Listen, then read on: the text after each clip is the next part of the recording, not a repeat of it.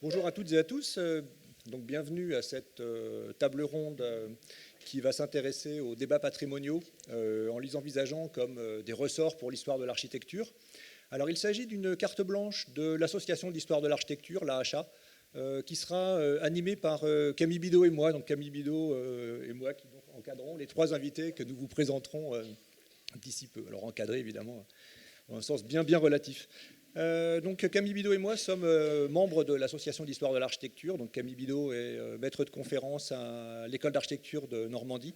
Elle est membre du bureau, responsable, elle est secrétaire de rédaction de la revue Profil, dont il vient d'être question dans la table ronde précédente.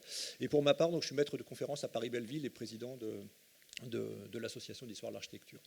Alors, dans cette table ronde qui est une contribution à la thématique de l'actualité du patrimoine, qui traverse le festival de l'histoire de l'art, il nous semblait que cette question des débats patrimoniaux qui surviennent régulièrement à l'occasion autour de certains édifices dont le statut patrimonial peut poser problème, c'est précisément un élément d'actualité. Au cours des dernières années, plusieurs de ces débats ont éclaté. Certains sont encore en cours concernant, alors les exemples ne manquent pas, mais ils concernent la Maison du Peuple de Clichy, ils concernent la Butte Rouge de Châtenay-Malabry, ils ont concerné la gare du Nord. Ici, à Fontainebleau, il y a quelques années, le statut de la halle Esquilan avait, là encore, soulevé de vifs émois et donc alimenter des débats patrimoniaux. En fait, c'est un élément d'actualité aujourd'hui, mais en fait, si on regarde une histoire plus ou moins longue du patrimoine ou de l'architecture, ce sont des éléments qui reviennent assez souvent.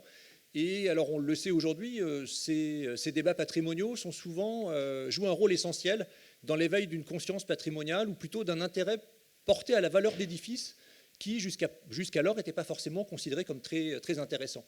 On peut rappeler par exemple que l'architecture gothique a été redécouverte plus vivement au moment de la Révolution, alors que pesait sur elle, sur ces monuments,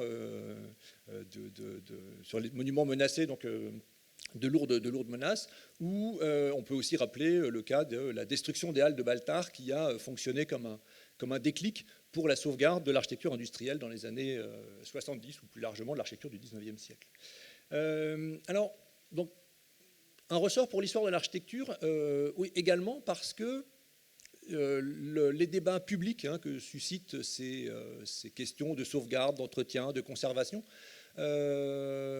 soulèvent justement le statut de cette histoire de l'architecture. Le statut de ces édifices est souvent considéré et déjà bien reconnu par les historiens de l'architecture, mais vous le savez peut-être, l'histoire de l'architecture. L'architecture apparaît souvent un peu hermétique aux yeux d'un public élargi. Et l'un des enjeux de ces débats, c'est souvent de conduire à mieux expliciter justement ce qui peut constituer la valeur de ces édifices. Voilà, donc ce sont les questions que nous évoquerons avec nos trois invités que Camille va présenter maintenant. Donc, bonjour à tous. Nous avons donc la chance aujourd'hui d'avoir trois invités qui ont des rôles d'experts, des rôles opératoires sur ces sujets. Dans un premier temps, Judith Kagan, qui est donc conservateur général du patrimoine, chef du bureau de l'expertise et des métiers de la sous-direction des monuments historiques et des sites patrimoniaux. Qui reviendra donc sur toutes ces questions d'expertise, de métier de l'expertise, de leur formation, et puis plus généralement sur les questions de politique patrimoniale dans l'histoire. Nous avons aussi donc Simon Texier, qui est professeur d'histoire de l'architecture à l'université Picardie-Jules Verne, et qui est secrétaire général de la commission du Vieux Paris, qui est donc en charge d'expertiser pour la mairie de Paris les transformations patrimoniales. Et enfin, Robert Blaiseau, conservateur du patrimoine, qui est actuellement directeur général adjoint des services de la mairie de Rouen, après avoir été directeur général de ceux de Saint-Lô, lorsqu'il dirigeait aussi les musées de la ville de Saint-Lô, à l'époque où je l'ai donc connu, sur un projet de recherche sur la reconstruction en Normandie. Nous allons donc pouvoir commencer par... Nous avons décidé d'organiser la table ronde non pas par de grandes présentation de chacun de nos invités, mais de leur poser des grandes questions un peu générales, de façon à les faire réagir, à leur faire exposer un petit peu leur point de vue et puis leurs réponses vis-à-vis de ces questions, qui seront donc un début de débat par lequel ensuite nous vous inviterons à participer en posant des questions dans une seconde partie.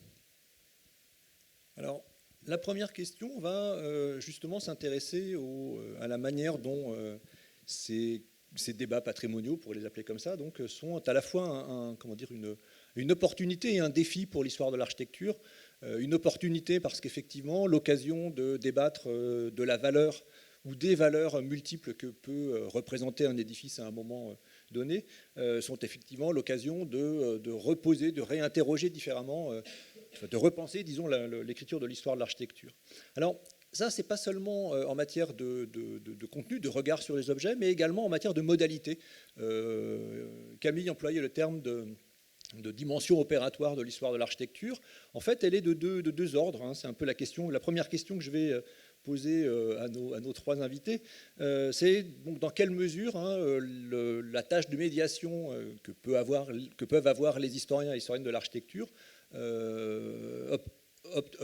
fonctionne-t-elle comme une dimension opératoire, que ce soit vers un public à large, avec une logique de médiation, ou que ce soit auprès d'acteurs publics, de décideurs publics, qui vont décider des destinées des édifices. Alors, je vais d'abord me tourner vers Robert Blaiseau et l'inviter à évoquer cette question à travers un terrain qu'il connaît bien, qui est l'architecture de la reconstruction, dont la reconnaissance ou le statut a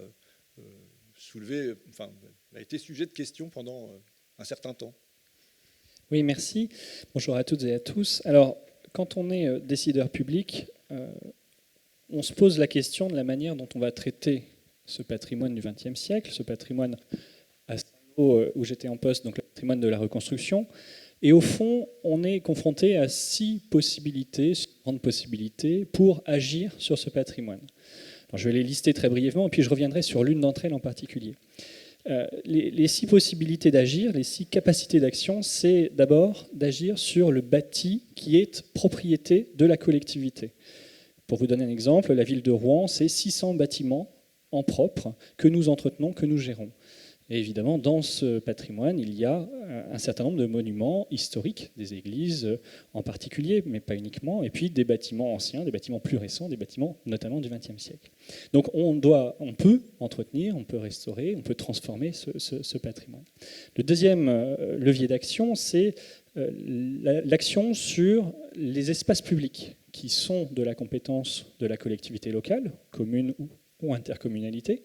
Et les collectivités ont pour vocation d'entretenir, de rénover, de transformer les rues, les places, les squares, les jardins, les trottoirs, etc., avec toutes les questions de mobilité, par exemple, qui se posent en ce moment. Le troisième axe, c'est le bâti privé. Alors, une collectivité ne peut pas intervenir directement sur du bâti privé, mais elle peut inciter les propriétaires à faire des travaux, par exemple de restauration. Alors on voit avec des dispositifs particuliers comme le ravalement des façades, des aides à la rénovation des parties communes des copropriétés, ou du côté de l'État, les aides à la rénovation thermique des bâtiments, qui sont des dispositifs incitatifs avec des leviers financiers pour faire évoluer le bâti, en bien ou en mal évidemment. Quatrième possibilité, il s'agit cette fois d'agir via des leviers coercitifs, des documents d'urbanisme, en particulier plans locaux d'urbanisme que tout territoire se doit d'avoir.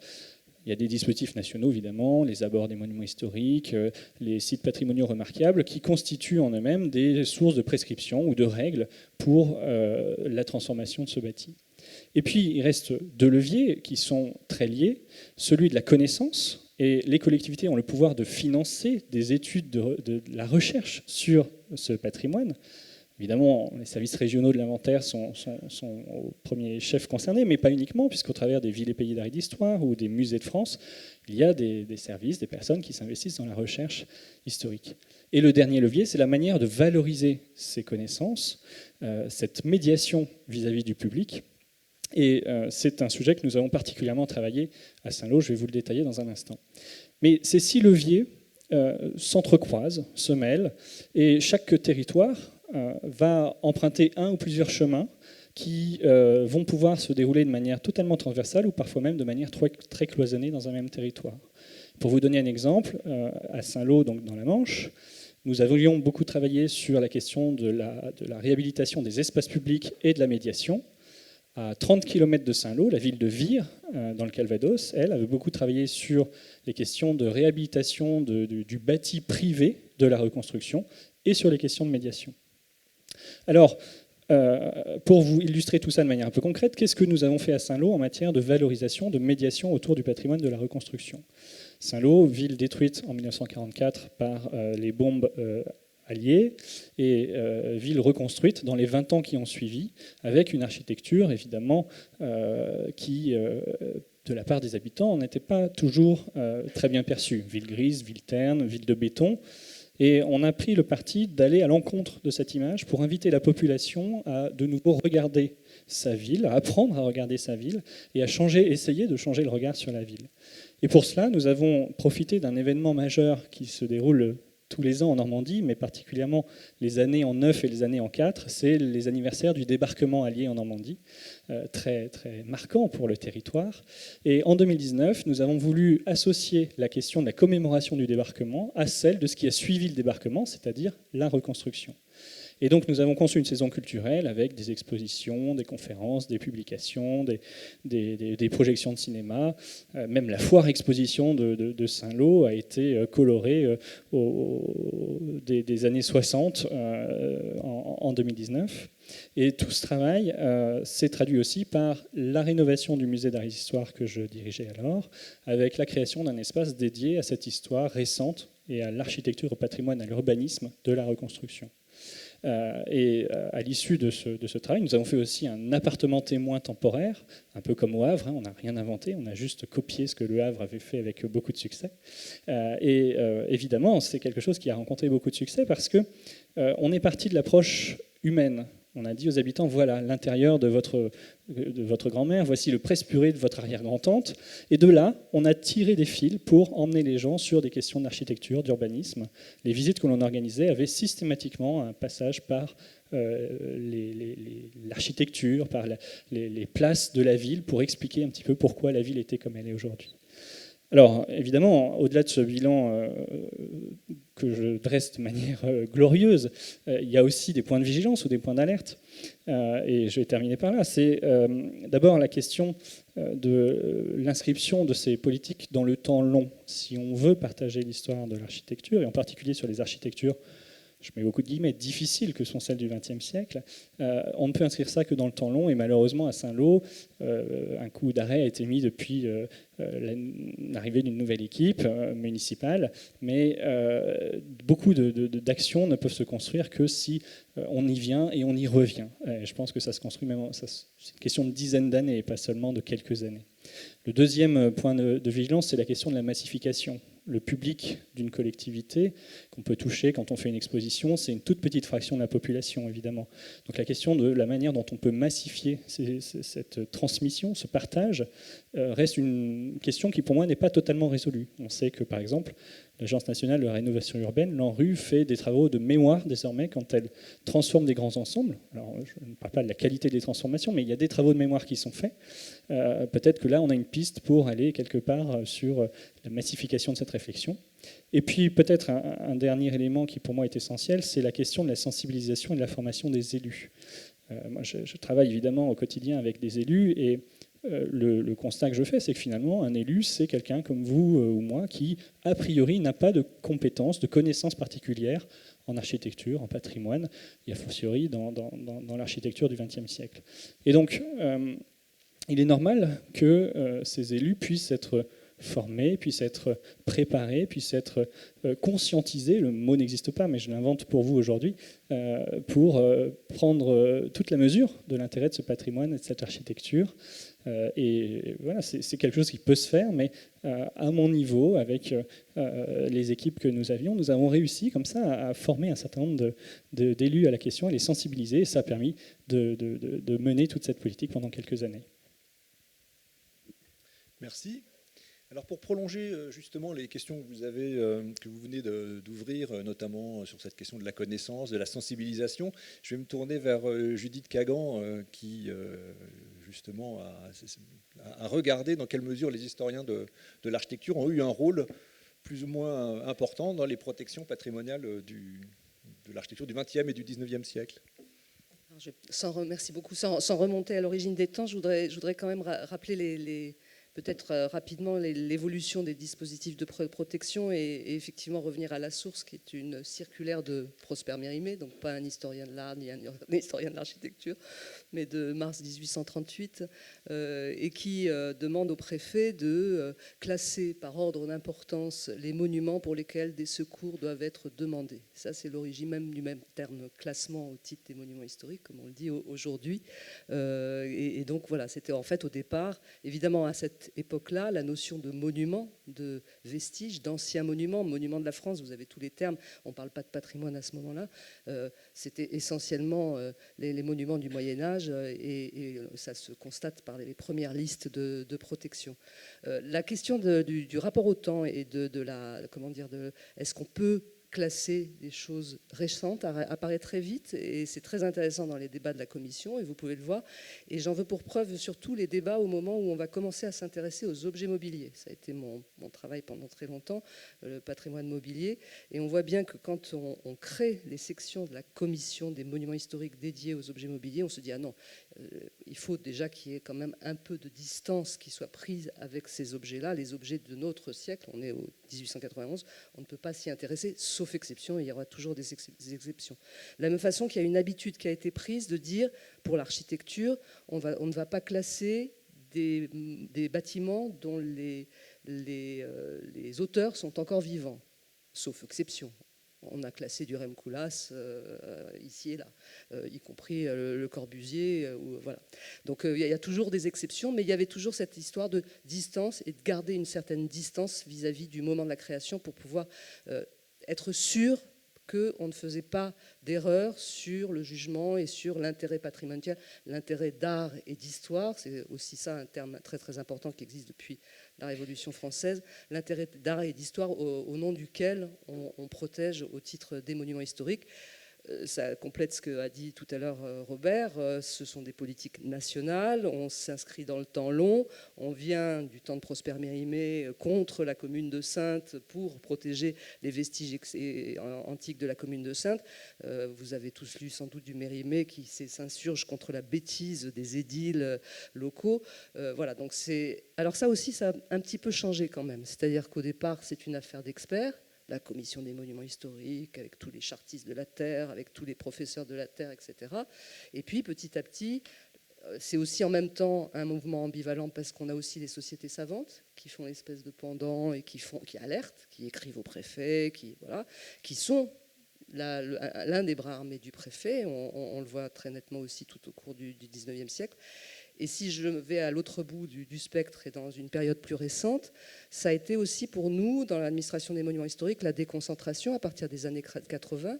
On quitte la commission supérieure ou nationale des monuments historiques pour aller vers des commissions régionales du patrimoine et de l'architecture, etc., pour aboutir à aujourd'hui des commissions régionales du patrimoine et de l'architecture avec une grande révolution qu'il faut noter, mais qui pour moi peut-être est porteuses d'avenir. Elles sont présidées par des élus. La Commission nationale du patrimoine et de l'architecture, c'est un sénateur qui la préside aujourd'hui. Et les commissions régionales, ce sont tous des élus de petites ou de grandes villes. Et ça change beaucoup la donne par rapport à l'appréciation de nos travaux. J'insiste aussi sur le fait de dire qu'un processus de protection qui effectivement peut être parfois coercitif quand on va vers l'instance de classement, donc on oblige, on arrête éventuellement tous les travaux, quand on force à faire des travaux, les mesures les mesures conservatoires qui sont prises dans certains cas, relativement mais rarement, mais ça se prend encore aujourd'hui, les travaux d'office. Donc c'est des mesures graves, lourdes de conséquences, mais qui sont prises de manière collégiale. Et l'évolution de nos commissions a été très nette aussi dans ces dernières décennies. On avait déjà tous les experts, on avait déjà tous les historiens présents dans les commissions, et ça s'est ouvert à la société civile, aux associations, toutes représentées, les grandes associations représentées dans nos commissions, régionales comme nationales. des collèges d'élus. Voilà, oui. Donc le résultat de nos travaux en tant que conservateurs, architectes, les collègues qui sont du service des monuments historiques sont confortés par d'autres personnes. Donc ça n'est pas une décision, c'est pas juste le service des monuments historiques qui décide d'aller protéger ou non un bien. C'est un avis consultatif qui est remis au préfet en région et au ministre au niveau national, mais c'est un avis collégial de gens. Voilà. Après, il y a l'histoire de la protection qui est toujours intéressante pour voir à quel moment et pourquoi on s'est intéressé à tel ou tel bien et quelles ont été les circonstances qui ont fait évoluer cette notion d'intérêt d'art ou d'histoire. Dans un domaine que j'ai donc eu en charge pendant très longtemps, sachez que par exemple l'intérêt scientifique, les collections des muséums par exemple, c'est une loi de 1946, bien avant qu'on s'intéresse à tout ce qui peut être patrimoine scientifique et technique. L'intérêt technique a été d'abord celui pour les objets mobiliers. Et qui est-ce qui l'a promu ? Ben, c'est une députée, c'est Marie-France Vaillant-Couturier dans les années 70 qui a fait passer une modification de notre loi de 1913 pour permettre de prendre en compte dans le domaine des objets mobiliers l'intérêt technique. C'est intéressant à savoir, il n'y a pas que les objets d'art dans la vie, voulant remettre en cause les hiérarchies, bien entendu. Et puis on voit ensuite dans les évolutions de protection, le fait que cette notion de distance vis-à-vis de la protection, elle se réduit petit à petit.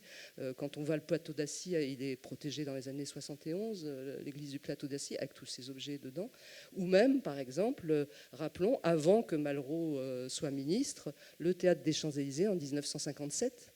Donc les Perret, ils ont disparu il y a peu de temps. C'est un bâtiment relativement récent. Et après, on a l'intervention du politique, effectivement, de manière périodique. André Malraux, qui a souhaité qu'on s'intéresse effectivement aux frères Perret, aux œuvres du Corbusier. Ça l'a encore un peu contre la volonté des architectes et des monuments historiques qui peuplaient la commission de l'époque. Je pense qu'il y avait aussi, et ça serait intéressant à analyser, des questions de rivalité sur la provenance de certains architectes en chef par rapport, peut-être Camille pourra en parler, par rapport aux ateliers des Beaux-Arts. On n'était pas forcément dans le même camp, il faudrait revoir d'où venait chacun des architectes en chef. Et puis l'exemple sur lequel je voudrais terminer, c'est celui de ce qu'on appelle, nous, dans le service des monuments historiques, la liste de 1975, qui n'est pas une liste, qui est une série d'arrêtés, mais c'est la volonté de Bruno Foucard, alors, Simon va en reparler sans doute, alors conseiller technique de Michel Guy, qui fait sa liste et qui dit, voilà, on va s'intéresser à ça, ça, ça, ça. Ça devient une circulaire qui est adressée au service conservation des bâtiments de France de l'époque, il n'y avait pas encore les DRAC, pour faire en sorte de faire remonter les caisses d'épargne, les postes, les gares, etc., etc. Donc là, on change totalement. Voilà. Et puis depuis, je pense qu'il y a plus. Et après, il y a eu l'aventure du patrimoine du XXe siècle, bien entendu. Mais je pense que d'abord, cette notion, cette hiérarchie, alors qu'on refusait le XIXe siècle pendant un temps dans le service des monuments historiques, c'est plus le cas. Et comme on le disait tout à l'heure en préparant cette table ronde, notre attention est maintenant qu'on ne passe pas par-dessus le 21e pour oublier le 19e. C'est-à-dire qu'il faut qu'on fasse attention, mais là c'est le travail des commissions, c'est tout le travail qui est fait en région comme à la commission nationale, de faire en sorte qu'on soit sûr que la typologie, la hiérarchie, enfin tous les travaux qu'on mène avec les services de l'inventaire, on s'appuie beaucoup sur le travail du service de l'inventaire, on ne privilégie pas une période par rapport à une autre. Donc, je ne sais pas si j'ai répondu à votre question, mais je voudrais surtout qu'on insiste sur le fait que ça n'est pas qu'une affaire d'experts. On a des experts qui sont arrivés à un moment donné, voilà, mais ça n'est pas qu'une affaire d'experts. Et c'est vrai que quand on voit l'origine des demandes de protection, tout citoyen peut demander une protection au monument historique, on voit bien que cette origine est aussi diverse. Elle n'est pas uniquement celle du service de l'inventaire, voilà, c'est vraiment des demandes qui sont différentes, avec des objectifs qui sont différents. Ensuite, on reparlera après des problèmes de reconversion. Oui. Quelle est la question? Bon, d'accord. Je vais poursuivre. Il se trouve que la chronologie de cette protection du patrimoine 20e, j'en ai fait un cours que je donne à l'école d'architecture de Paris-Belleville dans le cadre du DSA Architecture et Patrimoine. Et dans cette chronologie qui débute en effet en 1957, la commission Hollot en 1963, la liste Michel Guy en 1974-75, ce qui fait quand même une grosse décennie pendant laquelle il ne se passe pas grand-chose. Je mets l'accent dans cet enseignement notamment sur l'importance de la bibliographie, de la connaissance. Et je leur mets une énorme pancarte, pas de protection sans connaissance. Et bon, je ne sais pas si ça produit son effet, mais je trouve il est très spectaculaire de voir à quel point, dans les années 1960, le manque de connaissances historiques a rendu très très difficile la protection au titre des monuments historiques. La commission Hollot était une sorte de pas de coup d'épée dans l'eau, mais de premier acte très volontariste, et le second acte de 74-75 l'est tout autant, mais sans véritablement qu'il y ait une assise méthodologique et encore moins bibliographique. Et pour revenir à la question opératoire, je pense que les immenses progrès qui ont été faits dans les années 70-80 ont été aussi ceux d'une mise en commun de la connaissance historique et qui, enfin, plus précisément d'un croisement de la connaissance qui s'est opéré, je pense, à un moment qu'on pourrait presque définir maintenant comme historique, hein, c'est les années 90.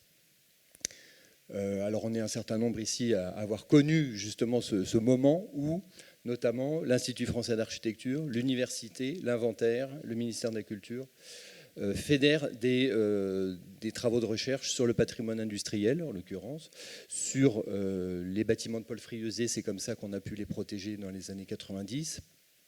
Vient ensuite le grand programme sur le balnéaire qui a réuni là encore plusieurs entités et plusieurs on va dire milieux universitaires, recherche. Et là, je pense que l'université et les historiens de l'architecture ont beaucoup appris. En tout cas, j'espère. En tout cas, j'espère qu'ils ont compris que sans les chercheurs de l'inventaire notamment, sans d'autres cultures, l'histoire de l'architecture ne pouvait pas avancer.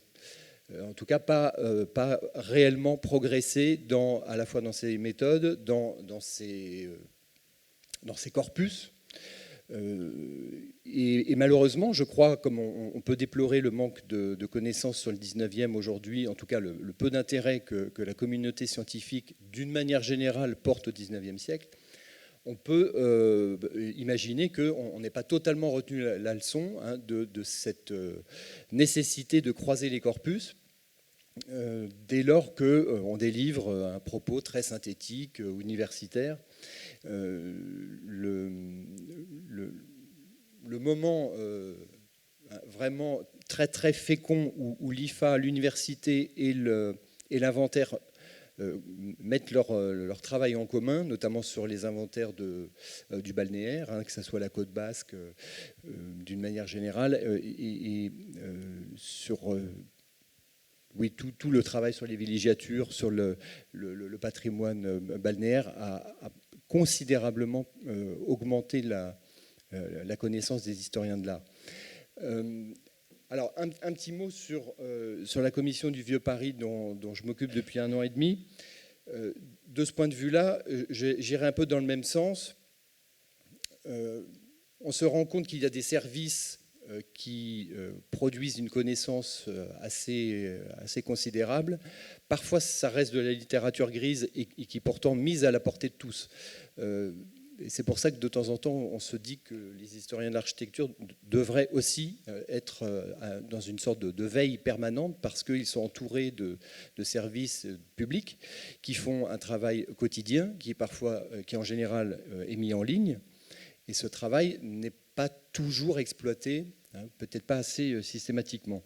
En l'occurrence, la commission du Vieux Paris, enfin le département d'histoire et d'architecture et d'archéologie de la ville de Paris qui prépare les commissions, mène un travail à la fois de veille et de documentation permanente, hein, et en fait constitue une sorte d'équipe de recherche, quasiment comme un petit laboratoire de recherche, si ce n'est qu'à cette différence qu'il n'y a pas de programme. Hein, le programme, c'est celui qu'on lui impose, mais c'est presque un jeu, hein, et donc on voit tomber les adresses, et ce petit jeu des adresses qui tombent les unes après les autres, on va documenter systématiquement.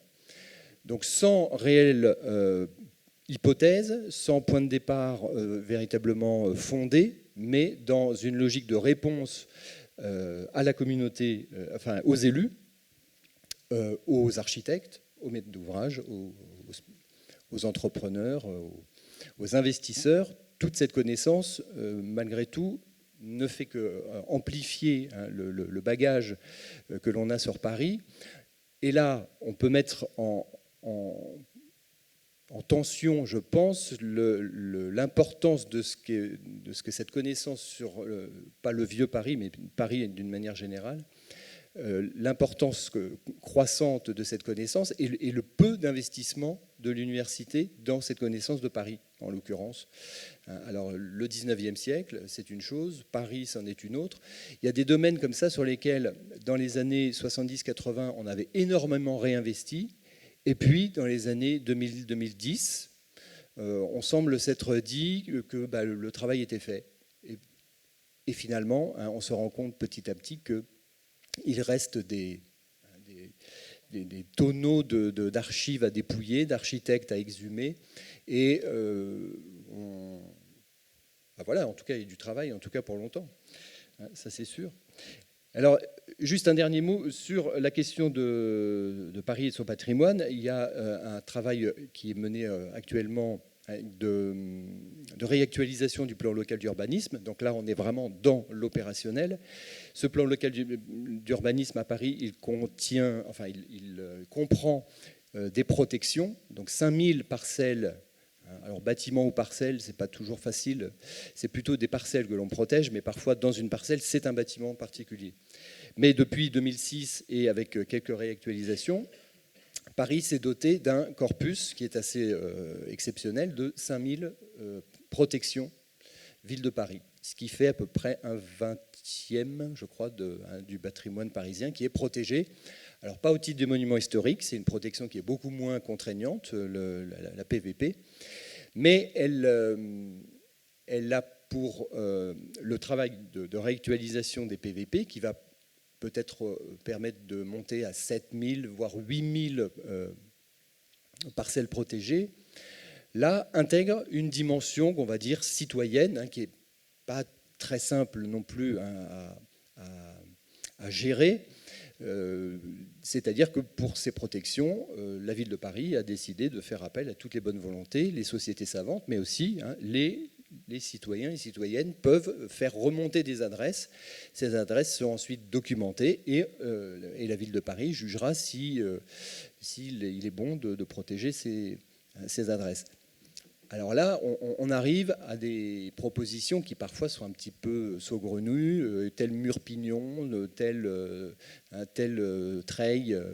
On veut protéger du végétal parfois, ou du minéral, mais pas forcément. Alors, on veut aussi protéger des espaces urbains. Et ça, c'est l'une des particularités de ce travail sur le PLU, c'est qu'on peut protéger des cours, on peut protéger du vide. Et l'investissement, on le voit, des citoyens est relativement important. Il n'ira peut-être pas jusqu'à la protection, mais en tout cas, il permet de croiser. Et je crois que c'est l'une des instances, en tout cas l'une des actions dans lesquelles on peut voir se croiser l'expertise historique, la volonté politique et le regard et les exigences citoyennes. Enfin, je pense que vous pourriez aussi expliquer ce que ça veut dire. Enfin, vous venez de l'expliquer. Le fait de la protection au titre du PLU est très importante. C'est sous-employé en France. On ne pourra pas tout protéger au titre des monuments historiques. On n'a pas la vocation de couvrir le territoire de centaines de milliers de monuments historiques. Il y en a 44 000, plus tous les bâtiments qui sont protégés au titre d'un règlement d'un site patrimonial remarquable. Et la construction même d'un site patrimonial remarquable, peut-être Robert peut en parler, c'est aussi une construction participative parce que ça ne se fait pas juste là encore des experts tout seuls dans un cabinet d'études, etc. C'est du porte-à-porte, c'est du pièce à pièce, c'est de la parcelle après parcelle, savoir discuter avec les gens de quel sera le règlement qui sera supportable par la communauté sur le long terme. Je ne sais pas comment ça s'est passé à Saint-Lô, moi ça m'intéresserait de le savoir, parce que après derrière, j'ai vu par exemple il n'y a pas très longtemps à Saint-Omer, si vous allez à Saint-Omer, donc une très jolie ville qui a été épargnée par les guerres et qui a encore gardé beaucoup d'hôtels particuliers, de maisons anciennes, etc., à tous les coins de rue, vous avez une espèce d'exposition qui explique, voilà, le SPR est en cours de construction, vous pouvez y participer, qu'est-ce que vous pensez de votre quartier, enfin, tout un travail fait entre le CAUE, l'architecte des bâtiments de France et les chargés d'études pour associer la population au choix du règlement qui vont s'imposer à eux, leur couleur de volet, etc., les enseignes et ainsi de suite. Et là encore, pour qu'on quitte le domaine strict de l'expertise, l'expertise, elle va apporter la connaissance, elle va dire voilà pourquoi c'est important d'aller sauvegarder, mettre des persiennes, pas des persiennes, etc., ou le type de menuiserie, ou sauvegarder des menuiseries des années 50, vous allez peut-être nous en parler, mais au moins que ça soit partagé, parce que si on veut aussi conserver le patrimoine, c'est aussi le fait qu'il soit partagé, c'est pas juste pour, là encore, quelques historiens de l'architecture qui seront contents d'avoir leur bâtiment préféré sous cloche. Alors, je sais pas, à Saint-Lô par exemple. À Saint-Lô, en réalité, on n'a pas de site patrimonial remarquable et le PLU n'intègre pas à ce jour de dimension spécifiquement patrimoniale. Peut-être dire que concernant les plans locaux d'urbanisme, aujourd'hui, ils sont conçus à l'échelle intercommunale. Et ça change beaucoup de choses parce que il y a plus d'acteurs qui sont concernés, puisqu'il faut rassembler autour d'un consensus politique les élus de 10, 20, 50, 100 communes parfois, et qui sont souvent, quand on a une ville-centre et de la périphérie, des élus qui, dans la périphérie, sont surtout intéressés par la manière dont ils vont pouvoir urbaniser pour créer des lotissements supplémentaires pour attirer de la population nouvelle. Donc les plans locaux d'urbanisme, c'est quand même beaucoup ça aujourd'hui. Alors à Saint-Lô, on s'est posé la question évidemment de savoir si on allait travailler sur un site patrimonial remarquable. Et en fait, de prime abord, on s'est dit qu'on avait d'abord privilégié une dimension non coercitive. On s'est dit qu'il fallait d'abord sensibiliser, partager avec la population, avant d'aller vers quelque chose de réglementaire. Et c'est pour ça qu'à l'époque, on avait demandé un label patrimoine 20e à l'échelle du centre-ville reconstruit de Saint-Lô. Alors pour tout un tas de raisons, ça ne s'est pas réalisé. On s'est entre guillemets contenté d'inscrire 5 monuments au titre donc des monuments historiques, ce qui d'ailleurs en termes de réglementation des abords n'a pas changé grand-chose puisque le centre-ville était déjà couvert par les abords des monuments anciens de la ville. Mais voilà, la démarche qu'on avait soutenue auprès des élus et qui nous avait suivis là-dessus, c'était d'abord une démarche pédagogique d'apprentissage finalement du patrimoine avant d'aller vers quelque chose d'un peu plus fort sur le plan réglementaire. Alors qu'à Vire, par contre, ils avaient mis en place, pour le coup, un PLU patrimonial pour la partie reconstruite. Et donc, ils ont une typologie spécifique dans le PLU du centre-ville qui est sur le bâti de la reconstruction, avec, du coup, des encouragements sur tout ce qui va être changement de menuiserie, etc. etc. Et ils sont en train de réfléchir à transformer ça en un SPR. Mais en se posant, évidemment, la question de l'acceptation de comment partager avec le grand public ces questions-là. Et dans ce cadre-là, dans le cadre de la recherche qu'on avait fait de manière conjointe dans le cadre d'un projet de recherche mené par donc, le laboratoire ATE à l'école de Rouen dans le cadre du grand programme du ministère sur les bâtis du 20e, ville du 20e, matière à projet de la ville du 21e siècle. On avait fait un projet donc, sur les villes moyennes de la reconstruction et donc pour Vire Normandie, on avait créé un site internet, un site interactif pour amener le public à apprendre à voir déjà qu'est-ce que c'était que ce patrimoine, enfin, qu'est-ce que c'était que cette architecture de la reconstruction. Et puis avec une carte interactive pour les inviter à partager, déjà un peu à voir ce qui pouvait être intéressant autour de chez eux et à partager eux-mêmes les éléments qu'ils pouvaient considérer comme intéressants. Et donc la municipalité voyait ça comme une première étape pour amener le public sur cette architecture-là, en parallèle du renouvellement du musée de la ville, qui, comme à Saint-Lô, avait mis en place toute une partie reconstruction, en se disant qu'avec ces éléments de médiation, ils allaient pouvoir s'en servir comme étape pour la mise en place des discussions sur les sites patrimoniaux remarquables. Et je me permets juste un petit mot pour dire qu'on peut instaurer des règles, après se pose la question de leur application. Et il y a souvent une grande dichotomie entre les deux, puisque on peut avoir des périmètres des abords des monuments historiques, donc qui sont censés notamment contrôler le changement des fenêtres, le changement des portes, etc. Et on peut avoir, malgré tout, un tas de travaux faits sans autorisation. Les PLU, le respect du PLU, c'est aussi une volonté politique d'aller sanctionner ou pas les personnes qui ne respecteraient pas ce PLU. Et il n'est pas rare de voir en fin de mandat, par exemple, à l'approche d'élections, des élus qui disent bon, on va peut-être attendre un peu avant de se lancer dans une mesure de rétorsion ou à l'égard de travaux, par exemple, non autorisés. Et du coup, on en revient encore sur les changements du coup municipaux, les changements de personnel dans les mairies, qui vont avoir une influence en fait sur le long terme, qui peut être une influence positive pour mettre en place ce genre de projet, et après qui peuvent aussi avoir une influence négative en cas de départ des personnes ressources sur ces problématiques-là.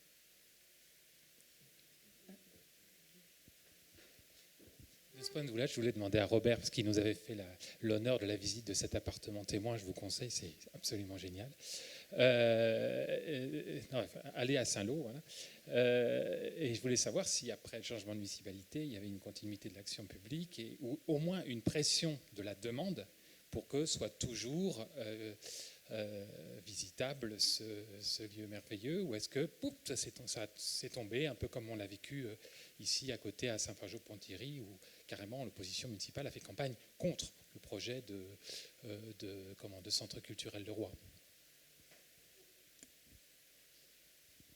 Alors clairement, il y a un avant et un après élection municipale de 2020. L'appartement témoin que tu avais visité, c'était un appartement qu'on avait d'emblée conçu comme étant temporaire pour la saison de 2019, mais avec l'idée de le déménager dans les salles du musée, ce que nous avons fait. Et fin 2019, donc, on a reconstitué dans les salles du musée cet appartement avec la chambre, la salle à manger, la salle de bain, etc. Donc maintenant, à la cuisine. Et maintenant, ce parcours est permanent, même si, pour tout un tas de raisons, mais on n'avait pas souhaité aller vers le maintien de l'appartement dans l'immeuble, dans la ville, etc. Ceci étant dit, plus largement, sur la question de la continuité ou pas entre les mandats, c'est clair qu'il y a une rupture parce que la nouvelle équipe qui a entendu parler évidemment de ce qui s'est passé en 2019, qui avait parfois participé d'ailleurs à certaines actions que nous avions menées, la nouvelle équipe municipale n'a pas souhaité continuer dans cette voie. Alors, elle n'a pas fait campagne contre, elle ne s'est pas opposée, simplement, ça n'est pas dans ses intérêts prioritaires. Et le sujet, je crois, aujourd'hui, est largement retombé. Il faut dire aussi que politiquement, donc, il y a eu ces changements, mais l'administration municipale a aussi changé. Moi, j'ai quitté Saint-Lô à la suite, effectivement, de ces élections. C'était un sujet, évidemment, que je portais de manière très forte.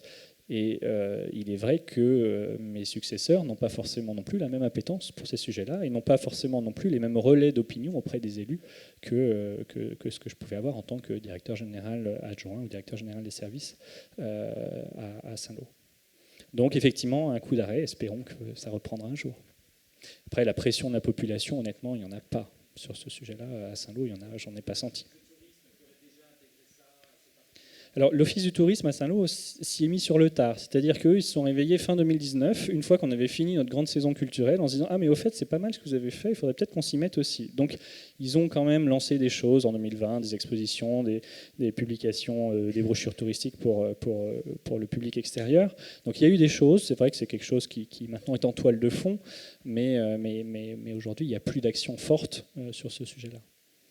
De toute façon, tous ces sujets de médiation et de permanence, à moins qu'il y ait une structure bien installée, on ne pourra pas la mettre en cause. Enfin, on en parlait aussi tout à l'heure. La culture est n'est pas une obligation, c'est partagé au sein des collectivités territoriales.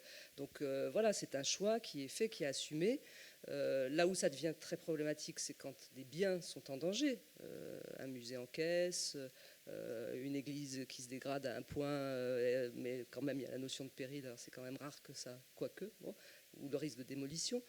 Après qu'il y ait des phases dans l'usage des lieux, dans leur utilisation, je pense que là, on travaille pour le temps long, en fait. On sait bien qu'à un moment donné, ce qu'on n'a pas réussi à un endroit, peut-être 10 ans après, on va y arriver. Et puis, voilà, effectivement, c'est aussi une affaire d'hommes, d'hommes et de femmes.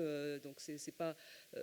voilà, c'est vrai que ça doit être un peu désagréable, certainement, mais se dire, vous avez semé le germe, je dirais, le terreau, il est là, la connaissance, elle a été accumulée, et la prochaine personne qui s'en saisira le fera ressurgir, peut-être avec des structures plus pérennes, type centre d'interprétation de l'architecture ou du patrimoine, ou je ne sais, voilà, via les VPH. Mais même ça, c'est des dispositifs qui sont maintenant bien compris. Ils ont un rôle très très important de sensibilisation à l'architecture, y compris la plus récente.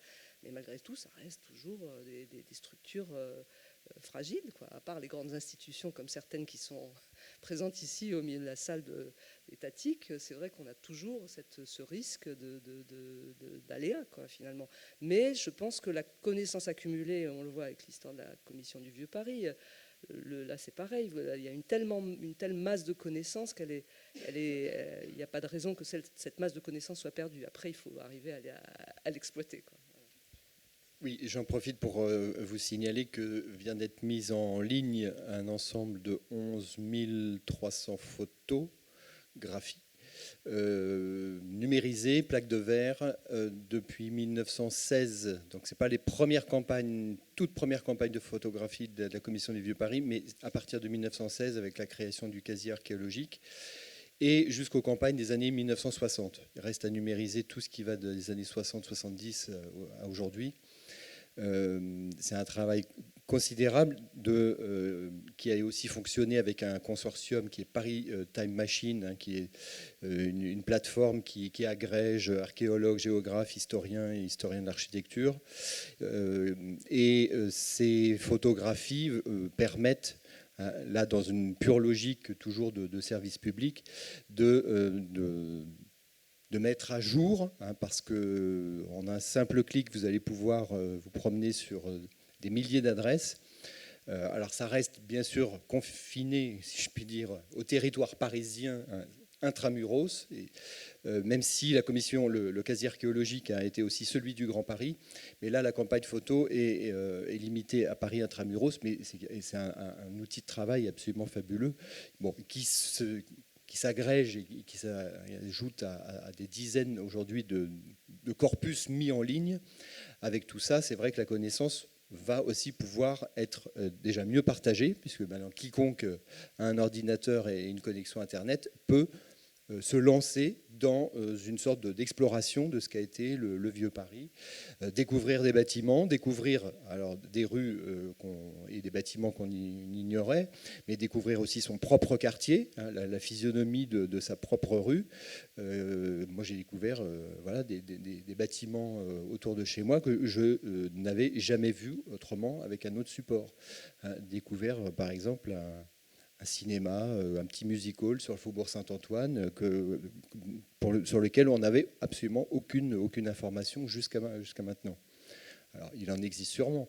Mais là, ce travail photographique permet, de manière assez à la fois ludique mais résultant d'un travail systématique de photographie commandée à des professionnels, de recensement, va permettre d'ouvrir vraiment considérablement la recherche sur le territoire parisien.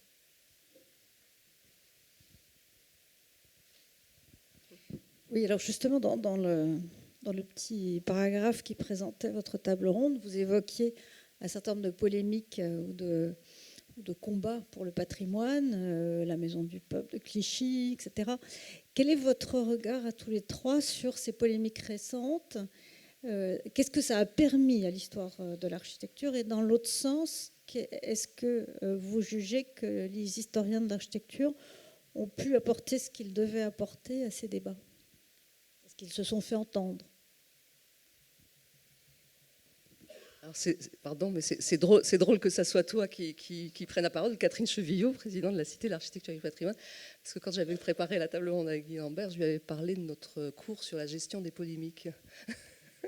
parce qu'avec Catherine, on faisait l'enseignement de conservation-restauration, la coordination de l'enseignement de conservation-restauration à destination des conservateurs et des restaurateurs, avec l'idée justement qu'au travers d'un programme de conservation-restauration, on ne sait pas d'où, mais peut surgir une polémique et qu'il faut s'y habituer, qu'il faut le prendre en compte dans la manière de gérer son projet. Donc c'est un cours qu'on avait mis en place ensemble, et c'est elle qui a pris la parole, c'est drôle ça. Voilà. Bon. Et voilà, il voulait absolument que j'en parle, donc j'en parle. Et effectivement, par exemple, dans les premiers cours qu'on faisait dans ce thème, on avait fait intervenir Marianne Cyr, qui avait assisté à la polémique autour des travaux de Saint-Cernin-de-Toulouse. Est-ce que c'était bien de revenir sur un état antérieur à l'état de Viollet-le-Duc? Est-ce que c'était bien de restituer? Enfin, tous ceux qui connaissent le patrimoine français connaissent cette polémique. On revient toujours aux questions de connaissance, en fait. Et là, pour le coup, de croisement d'expertise. Tout à l'heure, Simon en parlait. Je reviens à cette affaire de Saint-Cernin. C'est évident que la charte de Venise, le dernier état connu, le dernier état de référence aurait impliqué normalement de rester à l'état laissé par Viollet-le-Duc, sauf que problème de conservation, problème de maintien des toitures telles qu'elles étaient, où on savait que les dispositifs techniques architecturaux mis en place ne pouvaient pas tenir sur le long terme, donc d'autres choix ont été proposés. Et c'est vrai que là, il faut croiser à la fois l'aspect esthétique et puis l'usage et puis la faisabilité ou non de la restauration. Et dans les polémiques qui ont été évoquées par Guy Lambert, directeur général de l'architecture des parties, je vais avoir une parole qui est d'ailleurs celle de notre position en général du service des monuments historiques. Dans les cas qui ont été cités, qu'est-ce que peut supporter un monument? Qu'est-ce qu'on peut faire dire à un monument? Jusqu'où on peut adapter un monument? Enfin, je pense que là, on a besoin, avant de se lancer dans un projet de réutilisation ou de reconversion, quel qu'il soit, se poser de la faisabilité de tout ce qu'on souhaite. On ne transforme pas en hôtel de luxe tous les casernes de l'armée ou les anciens hôpitaux. Certains d'entre eux l'ont été, avec des résultats, d'autres pas.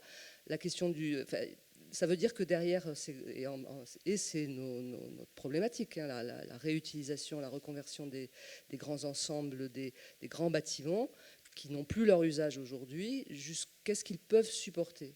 Dans le cas de Clichy, qu'est-ce qu'on veut faire dire au bâtiment pour la longue durée? Qu'est-ce qui est important à transmettre? Est-ce que c'est effectivement la manière dont prouvé les architectes de l'époque ont conçu ce marché à destination du public, ou c'est en faire à nouveau une espèce de flèche avec autre chose et rien à voir avec le projet initial? Donc ça, c'est une question qu'il faut qu'on se pose en tant que conservateur, architecte, historien de l'architecture, arriver à faire comprendre, et là on a un rôle vis-à-vis des édiles, vis-à-vis des élus, vis-à-vis des politiques, de faire comprendre qu'on ne peut pas tout mettre dans tout, et voilà, je pense que là, alors après c'est des forces de conviction. En tant que fonctionnaire, on ne réussit pas à tous les coups, on peut avoir sa propre force de conviction, et ça, moi j'avais un sous-directeur qui est parti trop vite, mais trop prématurément de ce monde, mais qui nous disait il faut déconnecter la vie scientifique et technique de la décision politique et administrative. Nous sommes conservateurs, architectes des bâtiments de France, architectes en chef, on a un avis sur le sujet, on va le rendre à notre hiérarchie. Il se peut qu'il y ait des décisions qui ne soient pas celles qu'on souhaite, voilà, c'est la vie. Enfin, je pense que c'est pareil au niveau territorial, hein, ça va être la même chose, mais on aura exprimé notre avis. Et en cas de contentieux, le juge va aller chercher notre avis. Ça, c'est très intéressant dans les jurisprudences, la manière dont Ah bah bien sûr, donc il faut écrire. C'est pour ça que le rôle des commissions est si important. Ça, tous les exemples de la Terre, y compris un qui tient pour très intéressant, pour plus ancien, la caisse d'allocation familiale, Albert. Il y avait eu, je ne me rappelle plus du détail de la polémique pour le coup, mais il y avait eu un problème d'attaque du permis de construire ou d'un bâtiment inscrit. Et donc là, pour le coup, le juge avait été voir et lui avait dit, mais finalement, alors les juges se permettent de juger de l'intérêt des bâtiments, et ils disaient, mais vous voyez bien que dans les avis, tout le monde n'était pas d'accord, tout le monde n'était pas unanime, et au fond, voilà, je ne vais pas aller beaucoup plus loin parce que je me souviens plus du détail, mais le juge était retourné au dossier, voit les avis jusqu'au Conseil d'État. Oui, voilà. Le Conseil d'État qui a annulé l'inscription au motif que les façades étaient protégées, mais le chantier nécessitait le remplacement des façades, et du coup, la protection de 98 n'avait plus lieu d'être, et donc le Conseil d'État l'a fait annuler en 2002. Et je me permets juste de revenir sur la question en effet de la déconnexion, et du côté du DHAP, qui prépare la commission du Vieux Paris, on considère aussi qu'il est très important de mener des recherches et de les porter à la connaissance d'une commission. La commission se prononce pour ou contre le projet, mais à la limite, je dirais presque peu importe, la question est d'avoir fait le travail de connaissance. Et dans certains cas, on sait que certains dossiers ne sont pas d'un intérêt majeur sur le plan patrimonial, mais qu'ils sont là et qu'il faut les traiter, et qu'il y a même presque des occasions de mener une recherche historique et de faire mieux connaître un bâtiment. Et en l'occurrence, juste un exemple, un central téléphonique en plein cœur de Paris, dans le 17e arrondissement, rue Poncelet. Nous l'avons passé en commission du Vieux Paris, et c'est la première, disons, le premier dossier sur lequel la ville de Paris ne nous a pas suivis. Pourquoi? Notamment parce que ce bâtiment n'était pas connu, pas référencé, quasiment pas publié, je ne crois pas du tout publié, dans aucun ouvrage. L'architecte, moins connu que quelques stars des années 70. Donc l'un des petits bijoux du brutalisme des années 70 va être aujourd'hui, enfin bientôt, demain, dépecé de sa façade. Ce n'est pas une catastrophe nationale, mais c'est dommage, parce que ce bâtiment n'était pas connu, n'a pas été étudié, et finalement il a été étudié au dernier moment. Donc maintenant, si vous voulez connaître l'histoire de ce bâtiment, vous trouverez ça sur paris.fr, mais on n'a plus que les yeux pour pleurer avant de voir la totalité des façades préfabriquées déposées pour le transformer en une sorte de grand bâtiment totalement transparent. Juste un mot pour ajouter une dimension peut-être, c'est que évidemment les polémiques patrimoniales naissent la plupart du temps quand il y a un projet de transformation, démolition, reconversion, etc. Et il y a une dimension que les collectivités en particulier prennent de plus en plus en compte, c'est la participation citoyenne. La co-construction des projets. Alors tout ça, c'est des termes très à la mode, évidemment, mais aujourd'hui, un certain nombre de grandes villes ont des services, des directions spécialisées dans la question de la participation citoyenne, donc la manière dont on associe la population aux décisions en amont, en aval, et dans le suivi de l'évaluation des politiques publiques. Et ça porte sur tout un tas de sujets, pas uniquement évidemment les questions patrimoniales, mais souvent, ce que les villes désormais essayent de faire, c'est de co-construire dès l'amont avec la population, avec des groupes qu'on identifie, qu'on va chercher, avec différents relais d'opinion, etc., pour, entre guillemets, mieux faire passer un projet sur un bâtiment. Et cette question-là, ça ne veut pas dire que ça va forcément bien se passer d'ailleurs, mais on voit qu'en tout cas, un certain nombre de projets qui se font sans la participation citoyenne vont se heurter à une hostilité qui est liée pas forcément à des enjeux patrimoniaux d'ailleurs, mais aussi à des enjeux qui peuvent être d'ordre écologique par exemple. On va bétonner un bâtiment, enfin on va détruire un bâtiment avec son parc pour faire une résidence senior, et donc on va bétonner un peu plus la ville. Donc tout ça enfin, je pense que la polémique patrimoniale naît parfois aussi de contextes plus larges, et la question de la participation citoyenne, je n'ai pas la réponse des bonnes recettes, et je ne garantis pas que ça produise un bon résultat systématiquement, évidemment, mais en tout cas, c'est une question qui devient de plus en plus prégnante dans le monde des collectivités. Je crois que la question de Catherine Cheveyot était posée à nos invités, mais j'ai peut-être aussi un petit élément de réponse à apporter qui est rendu plus vif depuis le début du festival. Sur la question de savoir ce que ces polémiques patrimoniales représentent pour l'histoire de l'architecture, j'étais assez surpris, donc ici, l'association d'histoire de l'architecture a un stand sur le Salon du Livre, et le simple fait d'évocation de l'histoire de l'architecture auprès des Bellifontains a remémoré l'affaire de la halle Esquilan dont je parlais tout à l'heure. Et il me semble qu'une des réponses possibles, c'est que ces polémiques patrimoniales, elles déjouent un peu l'invisibilité des édifices. Aujourd'hui, cette halle Esquilan a disparu, mais en fait, un certain nombre d'usagers, de riverains qui la fréquentaient ou qui l'utilisaient peut-être tout simplement comme une halle de marché et pas comme un édifice majeur, sont capables d'expliquer que c'était un bâtiment en béton qui avait une part d'innovation avec des voûtes minces, des choses comme ça. Et d'une certaine manière, c'est vrai que cette question de la politique patrimoniale, au-delà de la conservation des édifices eux-mêmes, a peut-être aussi un rôle pour ouvrir les yeux du public sur le cadre qui les entoure. Je disais tout à l'heure, en ironisant un petit peu, que l'histoire de l'architecture avait parfois la réputation d'être hermétique. Et en même temps, les personnes qui disent ça sont également les mêmes qui forcément mettent en œuvre des critères pour choisir le restaurant dans lequel ils ou elles ont envie de déjeuner, parce que le bâtiment a l'air sympa, parce que le cadre de la salle est sympa.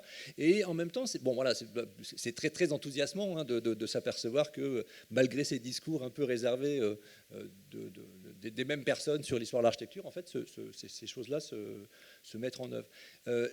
Le deuxième élément de réponse autour de ces questions de controverse ou de polémique, c'est que, c'est une réponse d'historien, c'est qu'en fait ces polémiques, c'est un peu comme les procès, ça permet de voir quels sont les critères, quels sont les éléments quels sont les éléments du débat, et c'est aussi une formidable, c'est aussi une formidable fabrication de sources pour examiner donc les manières d'appréhender les édifices. Les historiens de l'architecture le savent, les édifices ne s'inscrivent pas seulement dans le moment de leur création, mais s'inscrivent également dans le temps long, qui est celui de l'usage, de la réception, éventuellement de leur désamour, de leur redécouverte. Et en quelque sorte, il me semble que ces polémiques patrimoniales, ces controverses même parfois violentes, relèvent aussi de ça. Je ne sais pas s'il y a d'autres questions. Oui, Jean-Baptiste Minard, le micro vient jusqu'à toi. Oui, merci. Là, les débats sont extrêmement intéressants et moi, ça me suggère deux exemples. En fait, nous, historiens, on est confrontés à un problème de timing. On a tous en tête, évidemment, l'étude qui est lancée sur le quartier des Halles par Françoise Boudon sous l'égide d'André Chastel. L'étude commence en 1967, alors qu'on sait que le sort des Halles est scellé, elles vont être déménagées et détruites. Et pour toutes sortes de raisons, l'étude de Boudon-Chastel sur le quartier des Halles ne sort qu'en 1977, quand le terrain est perforé et que le pôle d'échange RER est en cours de construction. Et on a, nous, dans notre corpus, un ouvrage qui est exemplaire, le quartier des Halles, qui est une méthode très importante dans nos manières de travailler, ne serait-ce aussi parce qu'elle a abouti à une sorte de perfection qui l'a mis hors timing. Ça, c'est mon premier exemple. Et un deuxième exemple, c'est celui auquel j'ai assisté ce matin, une table ronde sur les destructions en Ukraine et à Lviv. Et Evgenia Boukina nous disait, mais les bâtiments, alors évidemment, quand un missile tombe, on pense d'abord aux morts, et ensuite, évidemment, après et seulement ensuite, on commence à se dire, mais quel est le cadre bâti? Et on est confronté au fait que si l'historien veut passer, et là, effectivement, les Ukrainiens sont confrontés à un effacement de leur histoire, peut-être pas un effacement de leur mémoire, et si histoire il y a à produire, c'est à partir d'un substrat qui ne peut être pas plus nécessairement celui de l'archive, puisque les missiles tombent aussi sur les centres d'archives, et comment réinventer en temps réel, avec la méthode peut-être de l'histoire du temps présent, une histoire du patrimoine détruit, alors par le canal de la notion de lieu de mémoire ou par ce patrimoine de l'absence dont parlait Gabi Dolf Bonekemper. Mais dans les deux cas, on est confronté à des écartements de timing dans le métier d'historien qui peuvent être extrêmement violents. Et toute polémique, d'une certaine manière, est un moment de crise, qu'elle soit...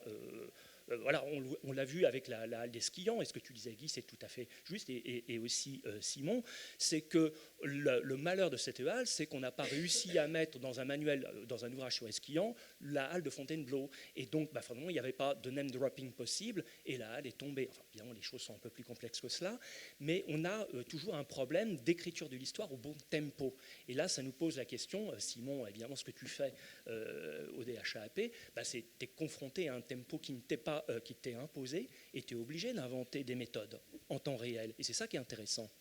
Oui, mais il appartient aussi à l'historien d'être prospectiviste.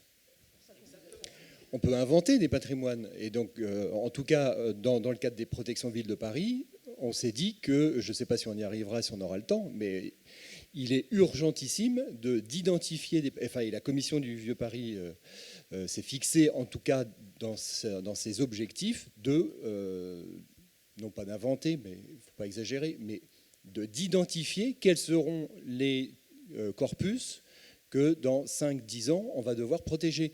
Et en fait, ils arrivent, on les voit, ce sont les écoles des années 80, elles viennent d'être identifiées comme des passoires thermiques et des lieux qu'il faut absolument rénover. Donc toutes ces écoles qui ont aussi cet inconvénient, outre qu'elles sont postmodernes et des années 80, et des passoires thermiques, elles sont aussi très peu visibles. Et l'invisibilité du patrimoine est peut-être son plus grave danger. Une halle ferroviaire, c'est un bâtiment qui est caché. Alors c'est vrai que la rue Poncelet ou la halle Esquilan, ce sont des bâtiments qui sont là en plein centre-ville et on ne les a pas vus non plus. Mais l'invisibilité est quand même un vrai problème. Donc ces écoles des années 80, je ne sais pas quel autre programme on pourrait évoquer, sont des corpus sur lesquels on peut très bien, avec un peu d'anticipation, prévenir la dénaturation complète, en faisant un travail de veille et quasiment de pré-inventaire avant qu'il soit trop tard. C'est comme ça que travaillent les commissions régionales du patrimoine et de l'architecture dans chacune des régions. On a des représentants dans la salle, avec justement toute la collégialité dont je parlais, le fait qu'il y ait des personnes et des services, l'université, les services de l'inventaire qui sont présents dans ces commissions, et de se poser la question à l'échelle du territoire régional, qu'est-ce qui fait sens et qu'est-ce qui est sensible, etc. On a par exemple des collègues qui se sont intéressés plus précisément à la statuaire publique, parce que encore qu'il y a des exemples compliqués, mais une statue en place publique, outre la signification qu'elle peut avoir, peut poser des problèmes du point de vue de l'urbanisme, et que du coup, le fait qu'il faut arriver à concilier finalement son installation à l'origine, parfois par voie de souscription, avec les usages du temps, la réfection de voirie, les voies douces, etc., ou les questions d'accessibilité, et cette statuaire finit par gêner, quand elle ne gêne pas pour son sens. Donc voilà, chaque région va faire cette analyse-là, et si vous parcourez nos bilans de la protection, vous verrez apparaître ces thèmes régionaux qui sont... alors il y a eu la grande campagne de thèmes nationaux, comme je parlais de la liste de 75, ou les cinémas, ou etc., dans la période du ministre Jacques Lang. Depuis, c'est vrai qu'il y a une attention particulière, par exemple, qu'on essaye d'avoir depuis des années sur tout ce qui est ouvrage d'art. Là encore, pour des questions d'usage, un pont, tel qu'il a pu être conçu par les grands ingénieurs français du 19e et 20e siècle, peut ne plus répondre aux usages de la voirie d'aujourd'hui, et pour autant avoir parfois des aspects esthétiques que personne ne ressent, en revanche des dispositifs techniques majeurs qu'il faut absolument conserver. Donc comment on arrive à consolider ça? Et là, il y a vraiment des domaines de recherche très très importants. J'en profite pour faire la publicité pour notre revue monumentale, pour ceux qui ne la connaissent pas. La revue scientifique des monuments historiques, c'est un aspect très important. Heureusement que les associations ont aussi leur revue, mais que l'administration puisse montrer son travail et les préoccupations qui sont les leurs. Et l'un des prochains numéros sera justement sur les ponts, avec les questions de conservation et de valorisation. Celui-là était sur la fenêtre. Là aussi, un grand enjeu, on a parlé de rénovation thermique, la question de la conservation des ouvrants à l'heure de la rénovation thermique. Il y a un stage de formation la semaine prochaine, rénovation thermique du patrimoine bâti à la Cité de l'Architecture du patrimoine. C'est un des enjeux pour les historiens comme pour les conservateurs ou les architectes, de savoir ce qu'on va garder des structures, et justement toutes les solutions techniques trouvées pour conserver des menuiseries, en particulier des années 50. Et puis un autre sur les questions théoriques, parce que c'est toujours intéressant, et surtout que là c'est un aspect international, sur la charte de Venise 1964, et donc on a souhaité parcourir à travers le monde la manière dont cette charte de Venise a été appliquée ou non, interprétée ou non, et ce qui peut en rester. Et vraiment je vous encourage à le découvrir si ça pour que ça fait un panorama qui est tout à fait intéressant avec un partenariat avec ICOMOS. Voilà. Mais il y avait une question, je crois, au fond. Juste vraiment très brièvement sur la question des destructions en temps de guerre, c'est extrêmement ce que vous avez dit est intéressant pour l'Ukraine, on verra comment ça se passe. Mais pour l'avoir beaucoup étudié à Saint-Lô en 1944, il est absolument incroyable de constater que Saint-Lô est bombardé jusqu'en juillet 1944. En octobre 1944, le ministère de la Reconstruction envoie un Grand Prix de Rome pour commencer à penser la reconstruction de Saint-Lô. Il arrive le 20 octobre. Du 20 au 27 octobre, sa première mission, c'est de questionner l'histoire de la ville, le patrimoine restant de la ville, et il refonde la ville sur son histoire, en prenant en compte son histoire. C'est extrêmement intéressant. C'était déjà le cas lors de la première reconstruction, ce qui était l'objet de ma thèse, où par exemple pour la ville de Reims, l'association des Amis du Vieux-Reims était missionnée par la direction des Beaux-Arts, par Paul Léon, pour surveiller les travaux de déblaiement, en leur disant « vous avez le droit d'aller sur les chantiers de déblaiement et d'interdire la disparition de têtes sculptées, d'éléments intéressants qui pourraient être réutilisés dans une éventuelle reconstruction ». Et donc en essayant de valoriser, oui il faut déblayer vite, mais parcourez les chantiers, soyez sur place pour essayer de garder des éléments qui pourront servir pour la suite. Je crois qu'il y avait une question tout au fond.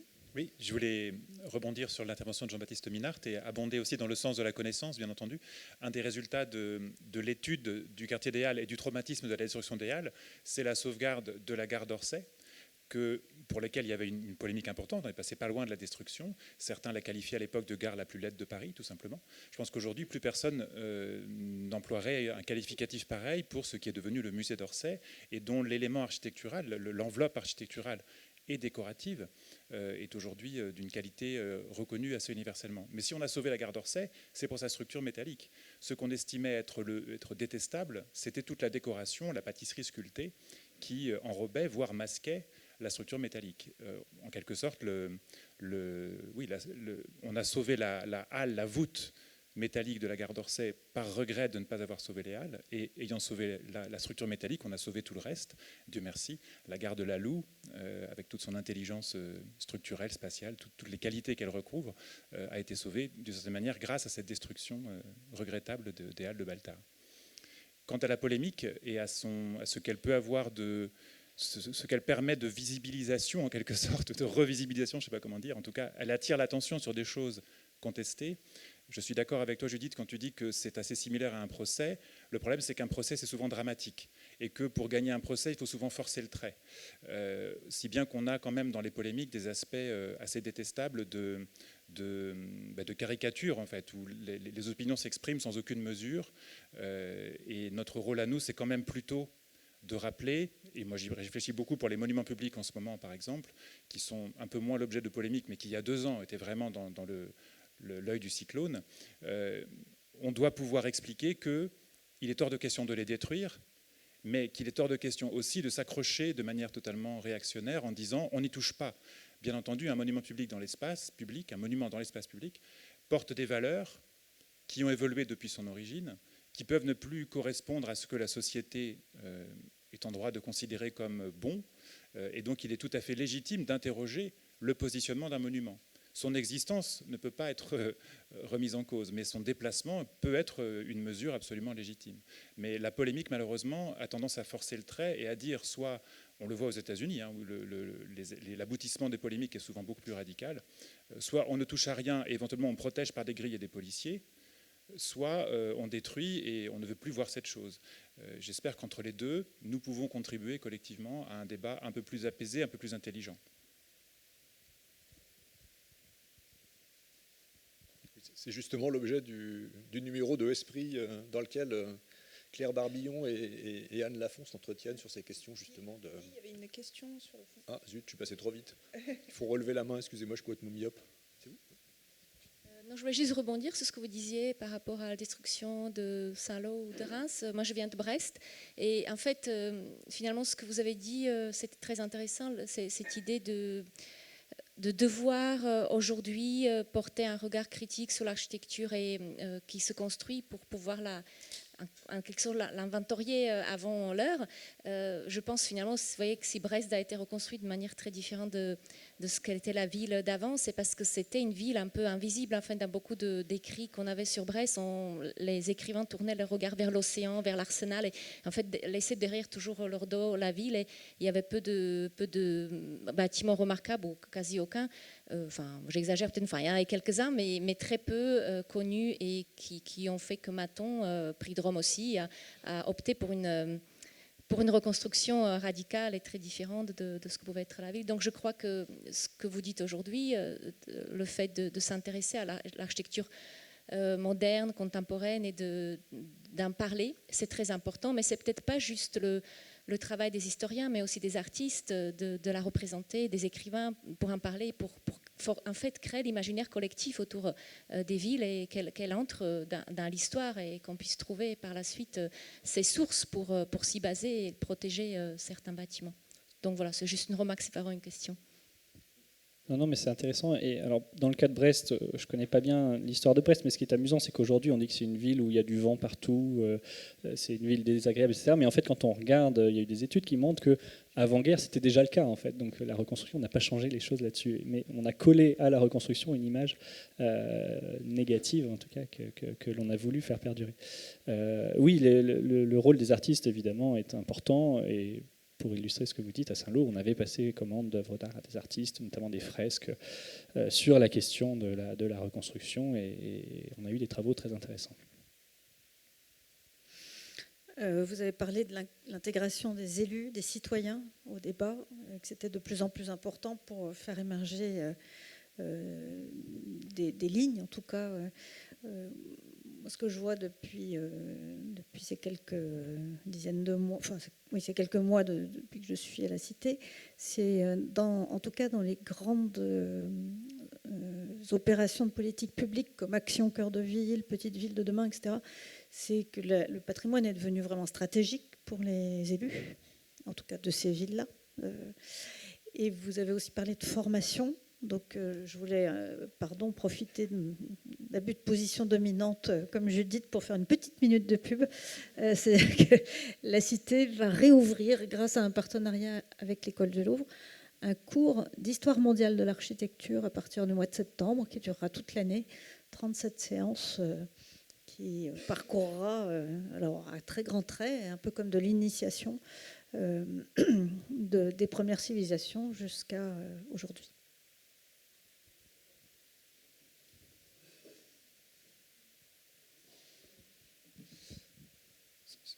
Je crois que s'il n'y a plus de questions, et compte tenu de l'heure avancée de l'après-midi, il me reste à remercier les trois participants, les trois invités de cette table ronde, remercier les participants à cette séance, et donc de vous souhaiter une bonne fin de journée et un bon festival.